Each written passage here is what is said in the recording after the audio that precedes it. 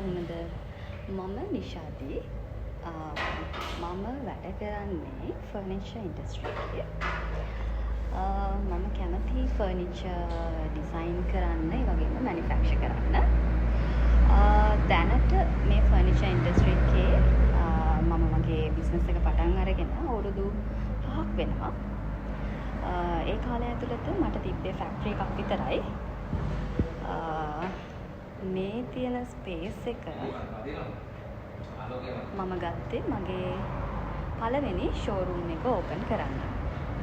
ඉතින් දැනට මේක මම ඔයාලට පෙන්නන්නම් කොහොමද තියෙන්නේ කියලා. මේ ස්පේස් එක මම සම්පූර්ණයෙන්ම වෙනස් කරන විදිහ ඔයාලට තව වීඩියෝ එකකින් ගේන්නම්. මේ විදිහට තමයි දැනට මේක තියෙන්නේ. අපි බලමු මේකේ ඉන්ටීරියර් ටික කරලා ඉවර වෙලා කොහොමද මේක මේ ස්පේස් එක තියෙන්නේ කියලා. මේක හදන විදිහ මම ඔයාලට තව වීඩියෝස් වලින් ගේන්නම්. එතකල් බයි බයි.